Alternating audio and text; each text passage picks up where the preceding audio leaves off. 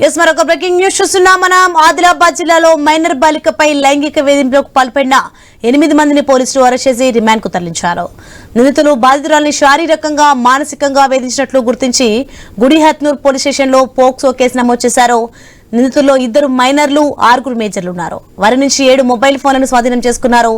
2 minor నిందితులను ప్రత్యేక remand సిడీతో Adilabad లోని జువెనైల్ కోర్టు జడ్జి ముందు హాజరుపరిచారు.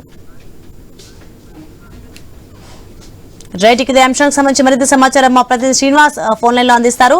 శ్రీనివాస్, ఆదిలాబాద్ జిల్లా ఇచ్చోడలో మైనర్ అమ్మాయిని స్నేహం పేరుతో మానసికంగా వేధించినటువంటి ఘటనలో 8 మందిని అయితే పోలీసులు అరెస్ట్ చేసినట్టుగా ఉట్నూరు ఏఎస్పీ కాజర్ సింగ్ పత్రికా ప్రకటనలో అయితే తెలిపారు.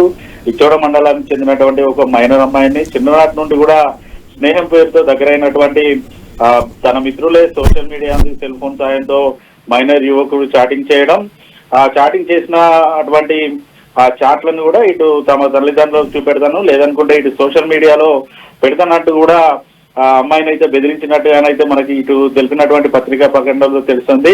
అంతేకాకుండా అమ్మాయిని న్యూడ్ గా వీడియో కాల్ చేయాలని బెదిరించి దానిని రికార్డ్ చేసి మైనర్ అమ్మాయి వీడియోను తన స్నేహితులకు ఒకరి తర్వాత ఒకరికి పంపించినట్టుగానైతే మనకు తెలుస్తోంది. అమ్మాయిని లైంగికంగా ఇటు మానసికంగా వేధించడంతో 8 మందిపై గుడిహత్నూర్ పోలీస్ స్టేషన్ నందు అయితే పోక్సో కేసు అయితే నమోదు చేశారు కొట్టూరు ఏఎస్పీ కాజర్ సింగ్. అయితే ఈ వీరిలో ఏదైతే 8 మందిలో కూడా 2 మైనర్లు ఉన్నారు, 6 మేజర్లు అయితే ఉన్నారు. ప్రస్తుతానికి వారందరినీ కూడా అరెస్ట్ చేసి ప్రస్తుతానికి రిమాండ్ కి అయితే తరలించిన పరిస్థితులు అయితే ఉన్నాయి. పోలీసులు అయితే చెప్తున్నది ఒకటే, ఎవరిని కూడా పూర్తి స్థాయిలో నమ్మద్దు, అందరితోటి అప్రమత్తంగా ఉండాలంటూ కూడా ఇటు పోలీసులు అయితే చెప్తున్న పరిస్థితులు అయితే ఉన్నాయి. సోని,